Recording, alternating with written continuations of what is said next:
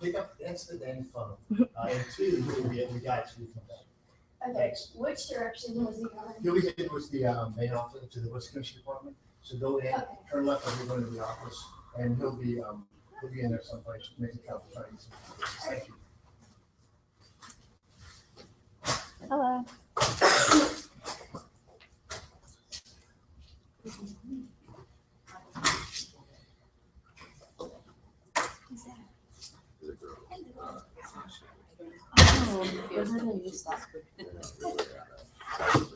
Oh, complex. Oh, cool.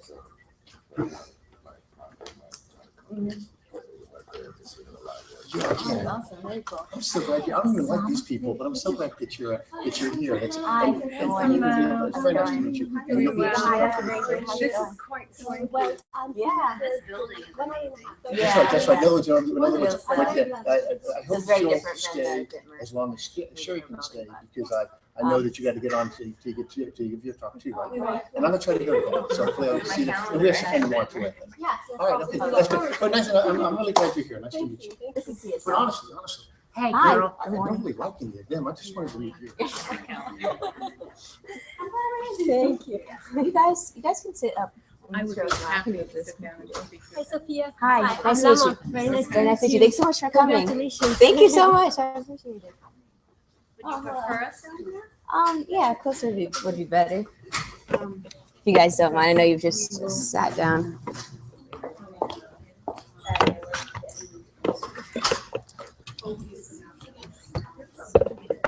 I just want to encourage you guys, even though we have so much space, if you don't mind coming a little closer. Although I do appreciate you walking through the rain and about doing the elements. Can you like have it down?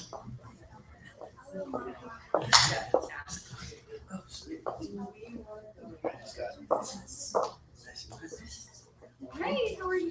Yes.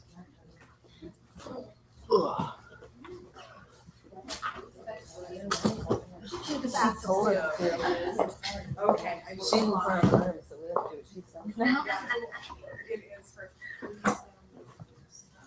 Thank you.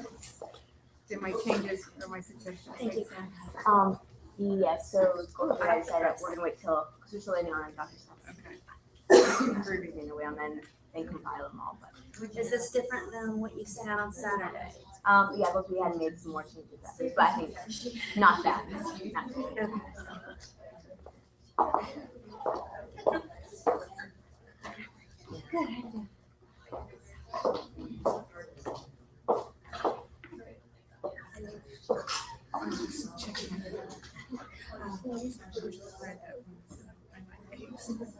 That's what I'm ready for.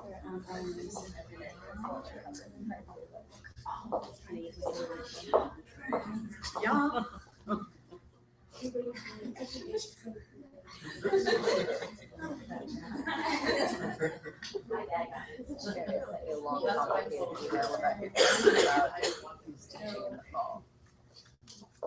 Oh, the time or the math one?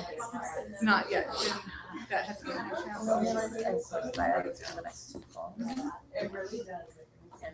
Courses at top sprayer. Not once. Yeah, I know. That's uncommon. Hey, hey, gang. I just want you to know that we're going to start a little bit late on purpose. We're leaving on a couple of folks. We're going to do that anyway, just because we want to give people a chance to get here. I just want you to think that we were wasting your time. We certainly don't want you to feel that way. So we'll probably get started in a couple of minutes. We're just waiting for a few more people. Very good and very good. And it's not that cool. Here, you want this?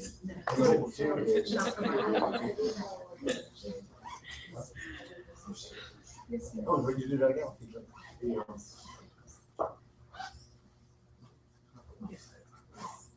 Would be great if she could move the contraction and everything. Stop till 5.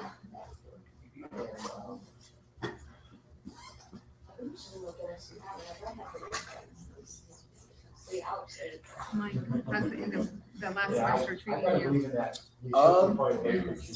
It's been a whirlwind. Yeah, no, it's been quite a semester, but no, we're almost there. Okay. Yeah.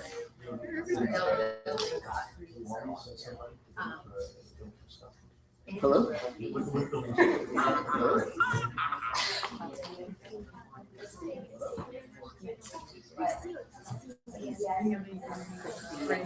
Really good. That's why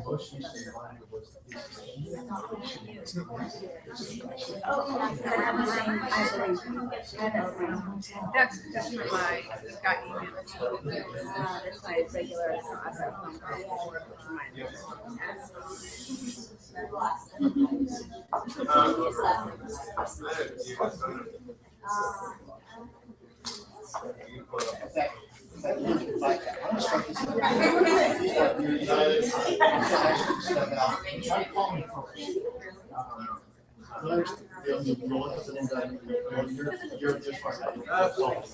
But not, but wait till I get started. No, it's okay. There was a Oh, no, the master's difference- meeting today.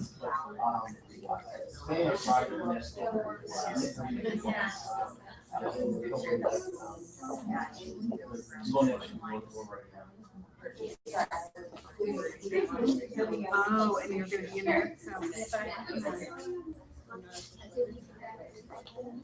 afraid to miss it, but Sophia, you got your comments, thank you very much. You got yours. I said, so this is just changing things. I said, wait till we get everybody's comments. Then your job, and I'll get it. Yes, I'm sure. I know from yours, we caught one of those. So, and I'll make sure you guys get it. I just caught a lot of biology. I just caught the biology. Oh,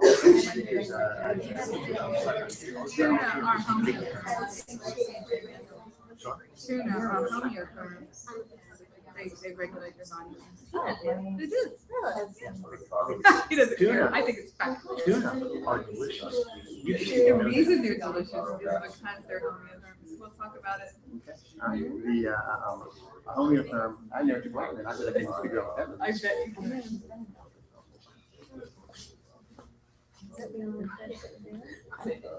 Other large questions.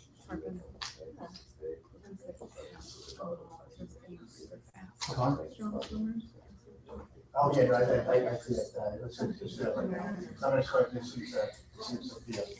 It could be that we get creative.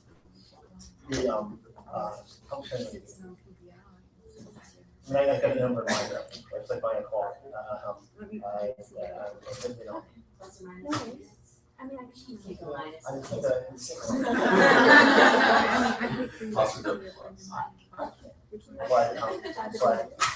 it turns out we don't get that knowledge. And so one day you'll be able to.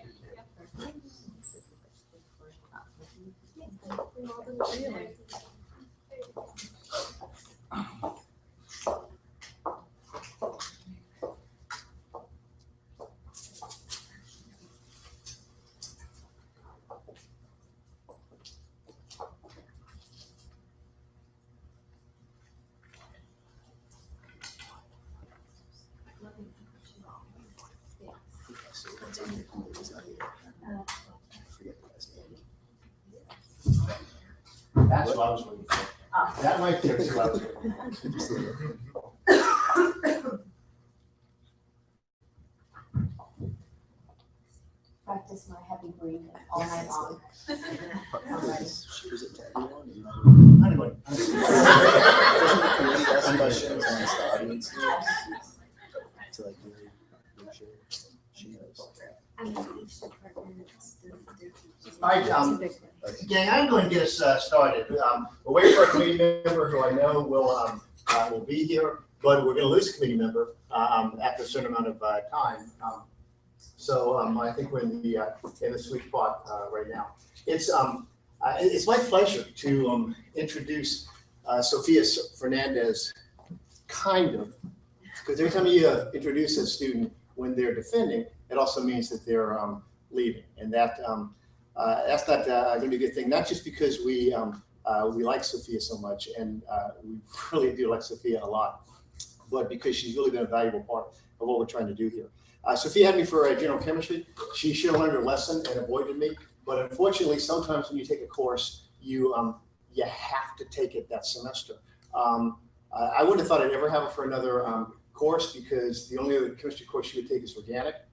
And my department has this really picky policy that you can't teach organic chemistry unless you actually know organic chemistry. So, but apparently the science ed program has a much more relaxed policy than just teach what, and they allow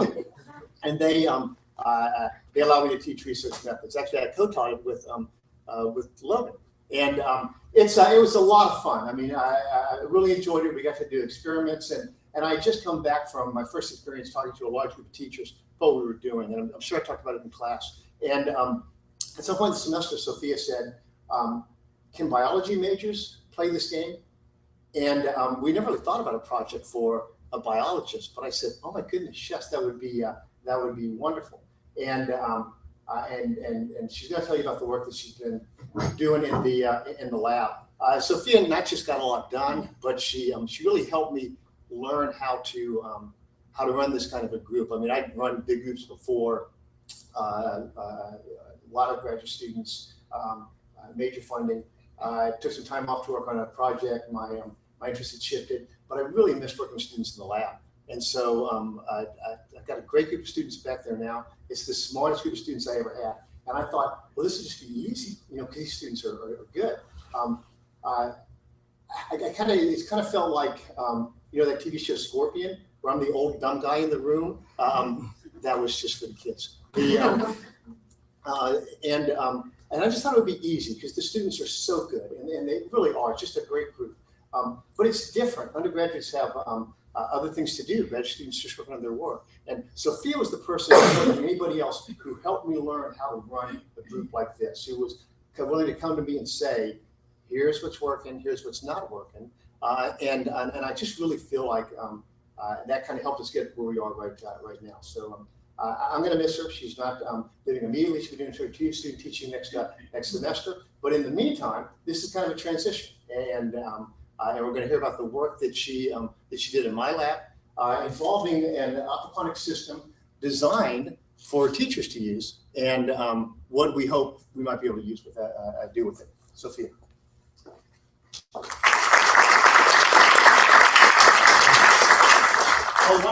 I told Sofia that we try to manage questions, so I try to hold your questions till the end, unless you really have to ask a question to clarify a point, and we'll make sure that everybody gets a chance to ask any questions they have at the end of the talk.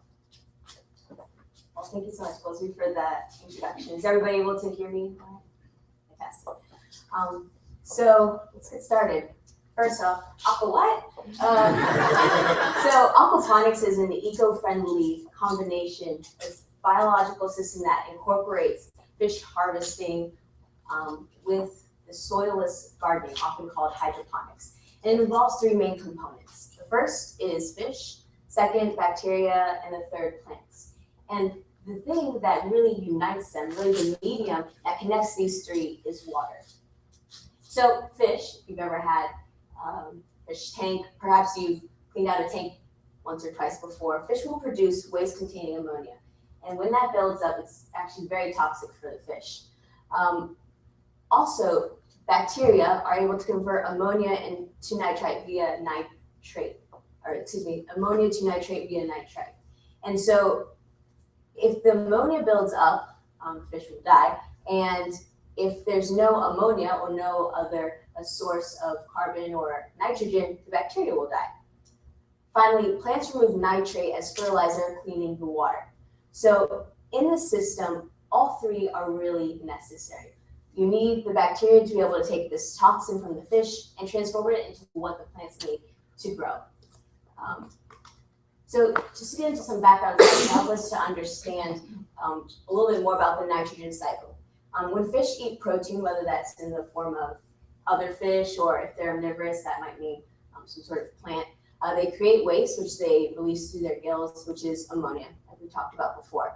And these set of nitrifying bacteria end up changing this ammonia, like I said before, to nitrate through nitrites. There's two different types of bacteria that do this. The first type, Nitrosomonas, and the second type, Nitrobacter and often Nitrospira, that complete the second conversion process. Now, although it's good that the ammonia will end up being transformed to nitrate, nitrate also can be toxic for the fish. So, because we don't want to kill our fish, well, unless you're eating them, of course, you will want to make sure you remove these by regular water changes. Otherwise, the buildup will cause fish death, as we said before. But the crucial component of aquaponics that makes it different from many other systems is that we remove the regular water changes. Aquaponics is able to use about 10% of what normal agriculture is using in order to raise plants. So you might think, well, if we take out the regular water changes, won't the accumulation in the aquarium kill the fish? Well, quite frankly, it would. So how does aquaponics solve this problem? Aquaponics is able to solve this problem by doing something else with the nitrates. So in looking at the bacteria, we have 3 different components. And as a biologist, we like these representations of chemistry. But unfortunately, I decided to pick Dr. Goldsby as my thesis director, so he really made me understand this. So in this process, we go from ammonium to nitrite. Like I said, that's one type of bacteria. And the first step is taking ammonium, you add in some oxygen, and then you end up getting NO2, which is nitrite. This is formed while releasing energy, meaning that the process is more willing to happen. We don't have to add energy into the system to make it occur. Additionally, you might notice that there's 2 hydrogen molecules that are created, or that are released rather, into solution when this process takes place. And so we expect to see a change in acidity. The second step is from nitrite into nitrate, in which the second set of bacteria, Nitrospira and Nitrobacter, are able to change the nitrite into nitrate. And the reason why I have these numbers up here, the -3, +3, and -5, is that those are oxidation numbers. And that gives us an idea about how many electrons that particular atom has lost. So in this case, oxidation, say this -3 for nitrogen, +3, and then, or so, excuse me, +3, this is supposed to say That's +5. positive. Yeah. So this redox reaction, or reduction oxidation reaction, plays a really important role, but many people aren't able to understand the underlying chemistry. But when you're teaching, you want to be able to talk about some of these underlying concepts. Next, plants. So many people don't think that they can kill a plant, but it's quite easy, and I think I've done it a few times. It's taken me a while to develop a green thumb. But plants can actually drown. They, just like we, need oxygen, but in their roots. So if you've ever experienced overwatering a plant, or maybe most of your plants are overwatered, I'm like talking to you guys, I don't know if they really have any plants that are alive, but so it's possible to overwater a plant, and this is something that we had to also consider. So how do you reconcile growing these plants without soil but not drown them? It's something we have to take into consideration. Additionally, if we just gave them water, that wouldn't be enough. Just like for humans, we need other macronutrients and micronutrients. So when you are growing plants normally, you'll see that there's a nitrogen, phosphorus, and potassium concentration in your fertilizer. And these, help the plants grow its foliage, helps it grow its roots, and so on. But what aquaponics does, again, is it takes this nitrogen and it's actually supplying that to the plants.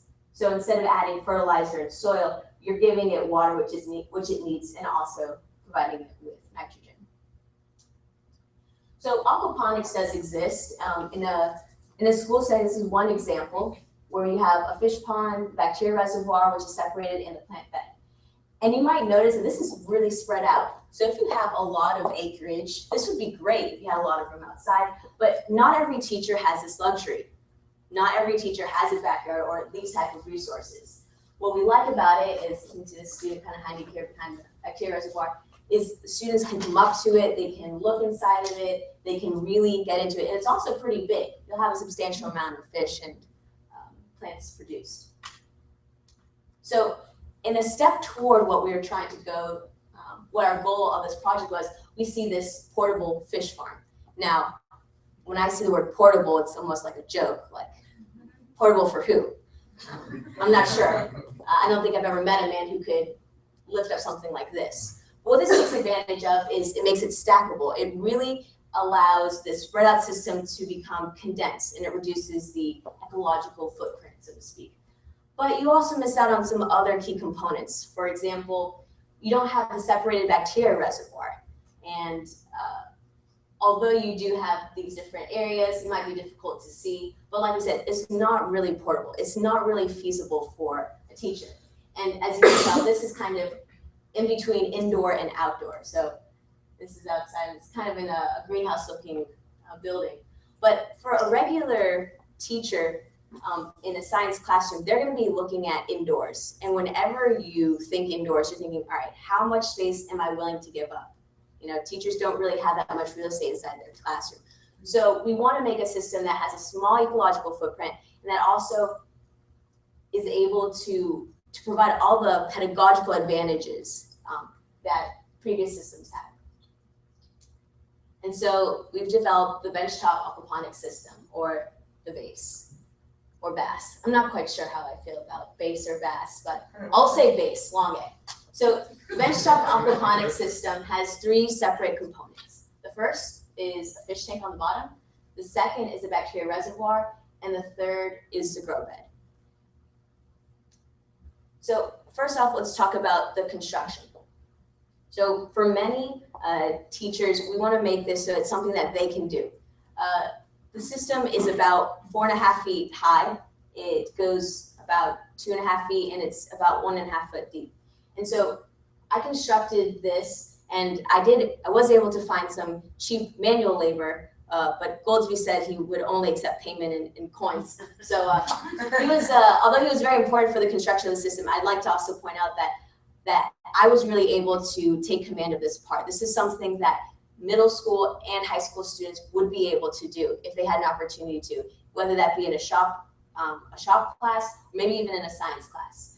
We use 8-foot studs. We use untreated wood. I stained it myself. This is obviously a cartoon of it, but we were able to use 3.5-inch deck screws. I mean, I was cutting the wood myself. We were staining it ourselves, and it was just a great process. We had to learn a lot about engineering, a lot about construction. Why does it matter if it's not even? Well, that actually matters. And you learn these things as you continue to develop the system. So the construction was a very important part, but again, we tried to make sure that it was low cost so that a teacher could feel like they could really do this. Next is a bacteria reservoir. So we constructed this using, I think it's a cereal container, something like that. We used a 7/8 wood bit. We drilled a hole through it. We used cork and gasket material. So this is not some sort of expensive product that is limited in access. This is something that we picked up at Walmart for $6.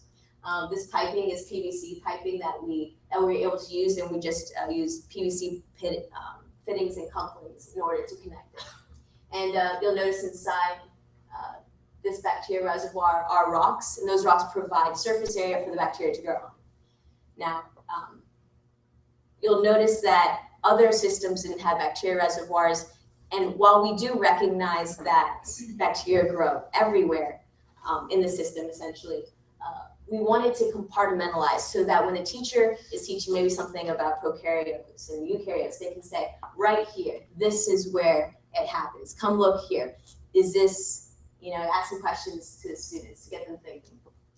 Next was the bell siphon, and this was the development of this siphon was a source of headache, tragedy, and also triumph.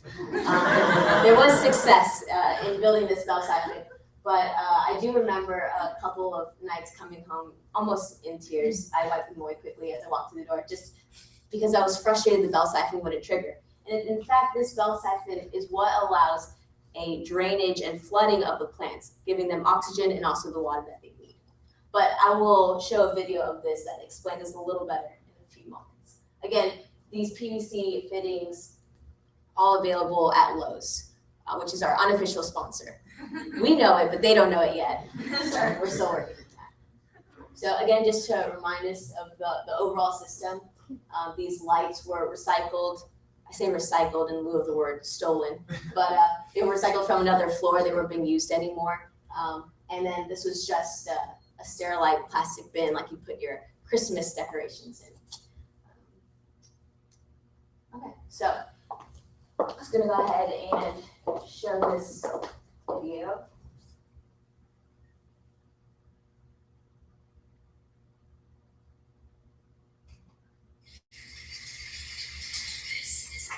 And I don't want it to talk to me, so go ahead, do you mind Yeah. And get that. turning off the volume?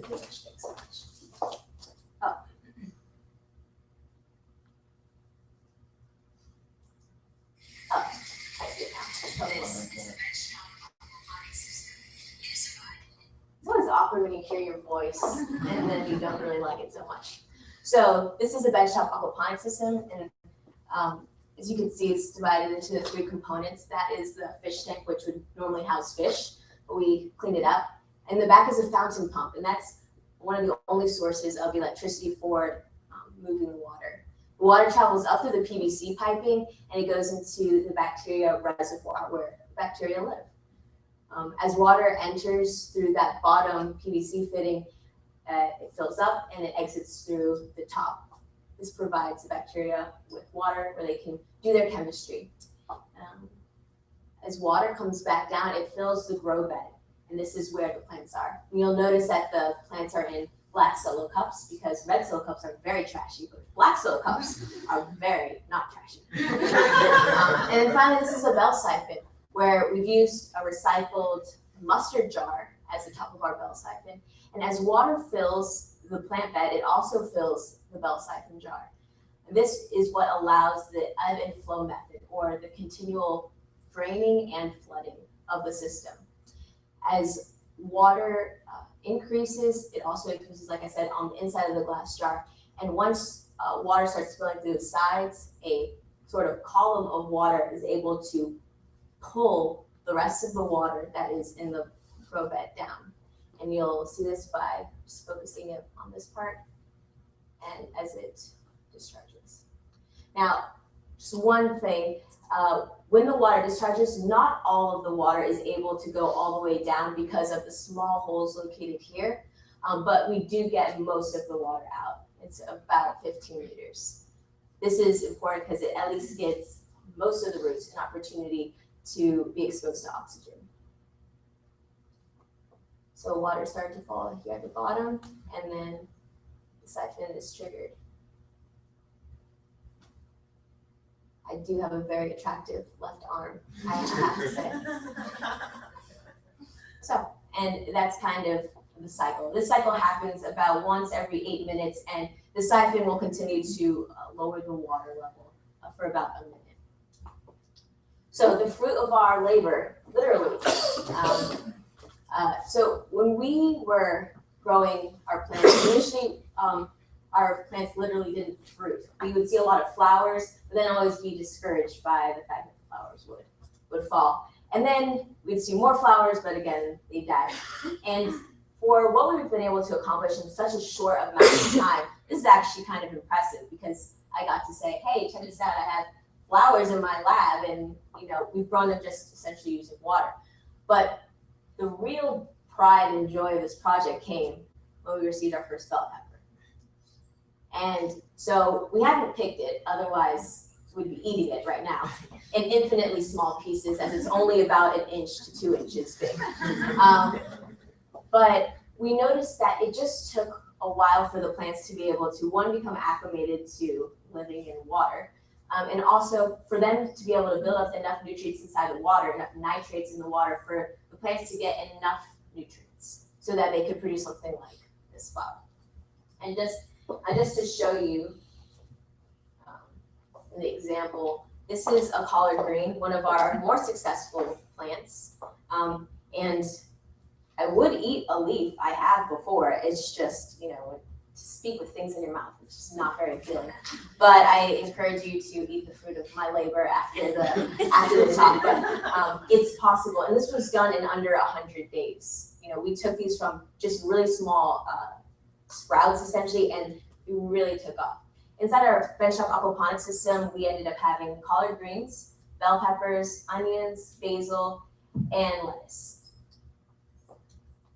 So again, just to kind of show the overall, the fish, the bacteria, and the plants. And this is the final system. And you might ask, okay, well, does this function like the big boys and girls out on the recess yard? You know, is this miniaturized system, is it doing really what we expect it to, and what other people who are using it for agriculture, commercial, you know, purposes, is it doing that? And in fact, we found that it is. So the other thing that I've been able to learn is that scientists have to measure things, as my thesis committee member once pointed out to me. And it's great if we can build things like construction workers, but scientists really take a better scope at things. So here's the Bench-top Aquaponics System data. And you can notice that here we have some ammonia, and it kind of decreases. And you have nitrite, nitrate, and we notice some nitrates here at the end. But it doesn't take a real genius to realize that maybe our data collection strategies weren't so good. You can notice there was about day 17 through 37. I don't know if that was midterms or what, but there was just not much data happening here. And we can't assume that necessarily ammonia continued to decrease in a linear fashion. We can't even assume that nitrite ever really showed up to the party, quite frankly, because we never observed it. So in order to reconcile this, perhaps we pour a data collection, because we're also dealing with other things, like I said, the bell siphon, source of many migraines. We had to take it a step further. And like I said before, we can try to fit lines and curves to these data points, but we really just don't have a good idea until we're able to observe the system accurately and in a consistent manner. Thus, the birth of the simple recirculating system. So simple because it takes away the fish, it takes away the plants, and it just focuses on the chemistry or what the bacteria are doing. So here we have just a 10-gallon tank with a fountain pump, similar to the other one, like in the Bench-top Aquaponics system. And up here we have a bacteria reservoir. Now you might notice that these are covered in foil, and the one in the past video wasn't. The foil is to promote algal growth. Bacteria actually don't like light very much. But for the video purpose, I thought it'd be good for you to be able to see through the bacteria chamber. And so with this system, we had two different experiments, really. The first was called the one-hit wonder, and I thought that was a pretty clever title, but it's okay if you don't think that. It ended up working really well, and do like the directions say, you could say it ended up working well, but for different reasons. So the one-hit wonder was essentially spiked with ammonia. We had a known concentration of ammonia. I'm pretty sure it's from 1987 or 1887, with as old as Goldsby is. Found it in his lab. We said, all right, you know what concentration this is going to be. We're going to put in this amount, and so we know kind of where we're starting at. So we did that for both of these tanks. In the one-hit wonder, we essentially added one strong dose of bacteria, and in the do like the directions say, we quite literally did it like the directions say. And when you think about this type of bacteria and things like that, you might think, okay, well, where do you get this bacteria from? Like drugs and alcohol, bacteria comes in a bottle, which is available for commercial purposes, or commercial purchase rather. So we took 4 milliliters of this and stuck it into the two tanks. And do like the directions say, it says on the bottle that if your ammonia concentration is more than 0.6 milligrams per liter, that you should continue to add bacteria every other day. So that's what we did for the second one, do like directions say. And then essentially we just let time run its course, and we took data points essentially every day. So in the one-hit wonder, did great job. We see ammonia here, and it begins to trail off, and you also see nitrite, the production of nitrite here, and then you also see nitrate finally forming at the end, which is what we expected. We expected for the nitrites to form, and then we finally expected nitrates to form last instead of the kind of last step in the process. So we are able to a little more confidently this time say that this is where we see the trend, this is where we see the curves.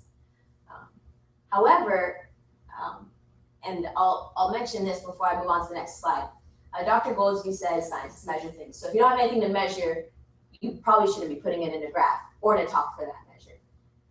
So I argue with him that showing you the next graph, even though it showed absolutely no changes, would be significant because I want you to see it to believe it, so to speak. So this is the one we just looked at, one hit wonder on top. In the bottom, do like the directions say, you'll notice we saw no changes.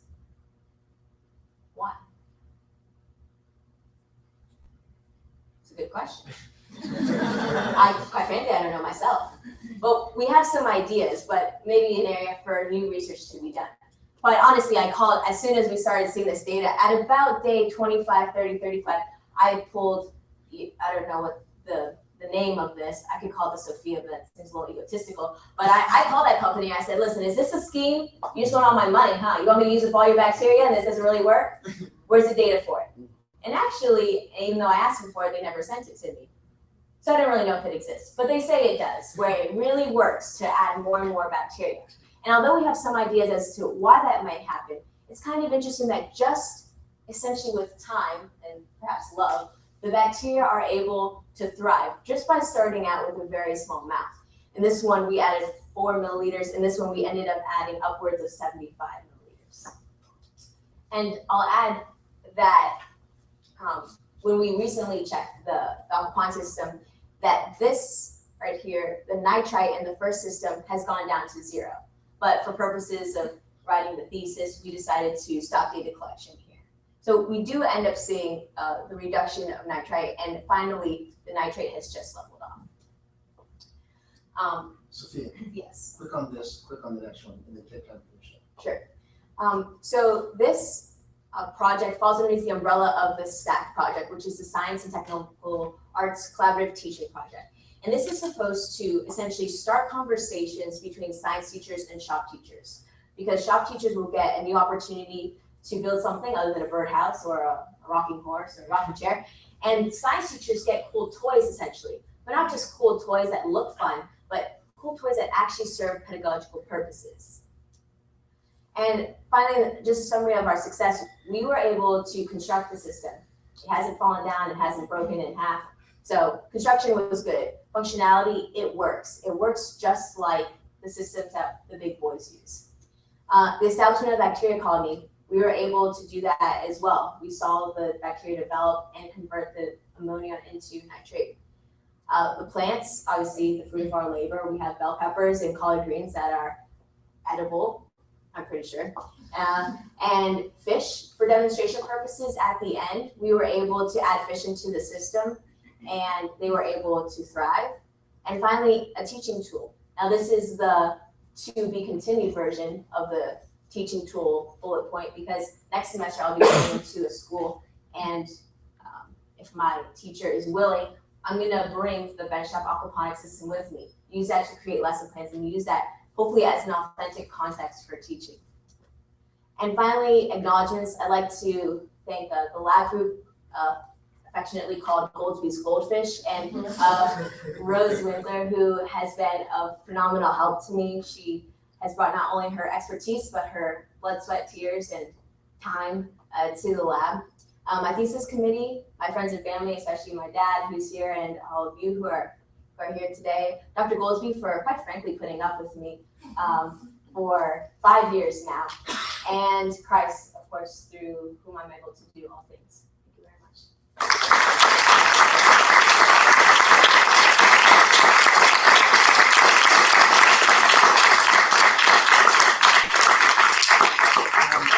Here's the way this works.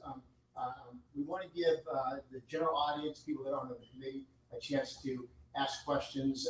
I'm going to go on for, and it typically doesn't take this long, maybe 5 or 7 minutes, because I know we kind of are bookend in terms of the committee. But and then after that, we'll excuse you guys.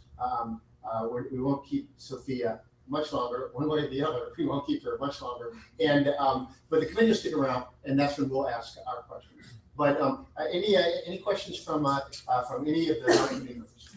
Do you add any micronutrients to the base, like magnesium or potassium? We did not add micronutrients to the system, although at the very end we have some friends at Ecological Labs who gave us some free stuff. And so part of the free stuff is micronutrients. So they have mycorrhiza, they have other nutrients that the plants need, because plants don't only need nitrogen, for example. I'm doing pretty much this exact same thing at a middle school, high school, Mhm. at Gazzini, and we have a setup similar, it's a little bit bigger, but that's what we're running into right now. Our plants look like they need magnesium or potassium, so we're working on how that. Yeah, and oftentimes you need to supplement the plants with other micronutrients, and often really small amounts. But we didn't actually run into that problem because the development of the peppers actually happened before we added any of those nutrients into it. But it could also be linked to maybe the type of water that you're adding, whether it's deionized, like that's what we used in the lab, or maybe also the water is a little bit too hard from being on city water or something. Yeah, we're definitely using city water. We're working out pH by adding phosphoric acid, so Yeah. I think that's taken care of. But just wanted to. Thank you. Sophia, what's your favorite idea to explain why in your, do it like the instructions say, why you got nothing there? Oh, my favorite idea. I'll tell you my fake favorite idea. My fake favorite idea is because corporations are just evil and they're out to take all your money, beat you up on the side of the road and be there. But my best guess, my best science guess is actually an idea that was kind of thrown out to me by Dr. Steppen, and that was that when you continually change a system, it just takes a while for bacteria to get acclimated to life with several other competitors, perhaps. And I think that might have been an issue. We also participated in the aquaponics community, which is thriving actually, and they were very quick to tell me all of the reasons why my system wasn't working. And as soon as I came up and I mentioned all these scientific ideas that I had thought out with help of both of my lab mates, they said, well, no, it has to be this. And I would measure that. And then I tell them again, they said, well, it has to be this. So I've heard their solutions can range from, you don't have enough dissolved oxygen in the water, you don't have enough carbonate in the water. But when we found all of those things in the system, the community is still just as perplexed. But I would say that it has to do with the fact that the bacteria colony is not able to acclimate to the constant changes being made. Because with just this system, we were able to add windows and just let them kind of take their course.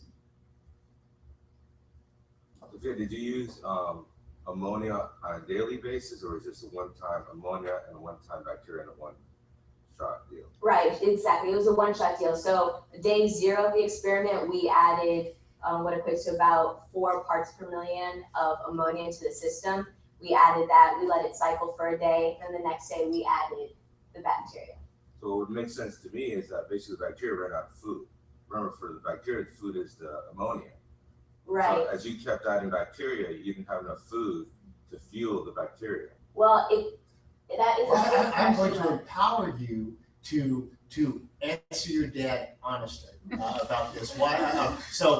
And I will be most impressed if you give him an answer that points out maybe something that he's missing in the question.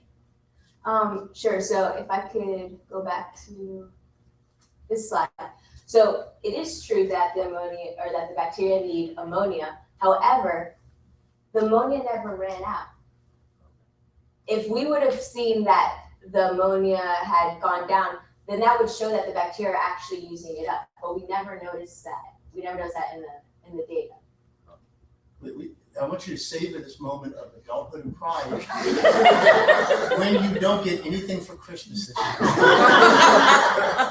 Any other questions on that? Did you do this more than just this one time? I know it took 35 days. Yeah, unfortunately, due to constraints, we only had the 2 systems. And obviously data points of one, essentially think of this as one data point and this is another, we need to reproduce this. But the other thing, and I'm kind of taking your question and going a different direction with it, but the other thing which would be interesting in a science classroom that I just wanted to briefly touch on was, let's say you show them this, right? You give the students this, and this is a content they get to work from. But then you say, all right, students, this is gonna be open level inquiry. You decide the question that we're gonna test. You decide how we're gonna test it. Are we going to give the plants sugar instead of nitrogen, and or instead of ammonia, and see if it grows? Then the students have a way that they can take this system, which is already going, take the science that's already incorporated in it, and then decide for themselves, what questions do I still need to answer? Because this is one of many, many questions that we could choose to do an experiment on. Well, that's kind of why I like the fact that your bottom graph showed that you didn't get what you were expecting, because trying to explain that takes a lot of thinking. Right, sure. And most of the misconceptions that students have come from this idea that they're not able to conceptualize or visualize these things that they're so tightly holding on to. Time for me. One more question if from the general group. Yeah. Okay. Is there any trade-offs between using artificial light versus natural light? All the other systems you showed were outdoors. Sure. So yeah, that's actually a great question. When we decided to use these lights, obviously we're going for low cost.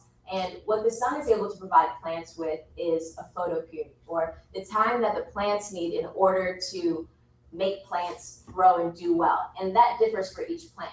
But one of the advantages that we had was that, you see this white box on here is the timer, much like you find inside a home. So we set up these lights so that the plants were getting enough light so that it would satisfy their photoperiod. All of these plants required, had a long day photoperiods. So we kept the lights on for much longer. However, if you take the system outside, you do get natural sunlight, which obviously the plants would prefer. However, there's ways to mimic that. And we did try to take that into account by having 3 of the light bulbs be sunlight light bulbs, and one of the other bulbs be a full spectrum UV. All right. Before we cut you guys loose, something else I say is I've never had traffic in my lab before, like for this experiment. I mean, this community is huge. People find this interesting. So you guys haven't seen this before. Before Sofia packs it up and takes it to her next classroom home, then please come by the lab and take a look at it. I think you'd get a kick out of seeing it. So before we lose everybody, let's thank our speaker one more time, and then I'm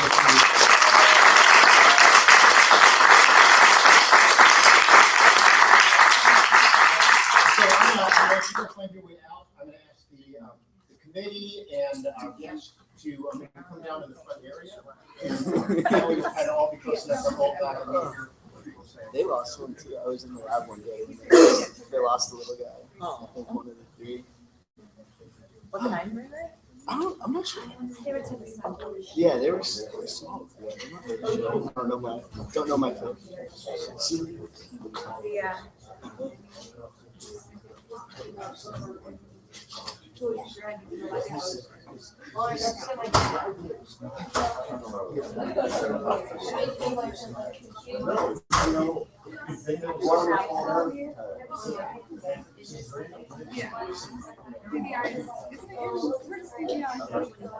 Yeah.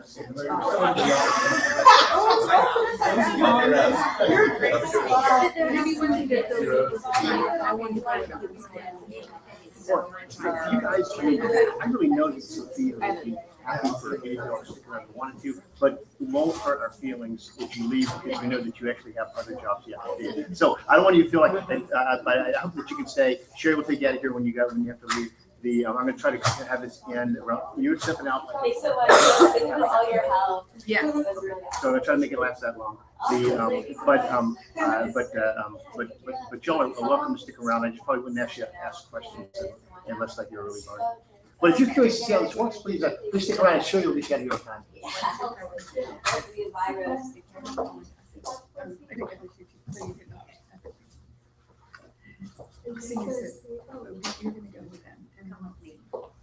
Sherry, I'll meet you. Yeah, I'll come back. Oh, my parents are We'll see you in a bit. It's early. Somebody's umbrella. Yeah, and then bring it. Yeah. And Logan and Sheriff, you guys, rather, I think, Yep, I'm just leaving my stuff not here. front row, I think let's be over here. I Okay. think this is so good. Are you gonna take off? All right, that's great. Oh, thanks for coming, though. We'll see you at your talk. Okay. Sure.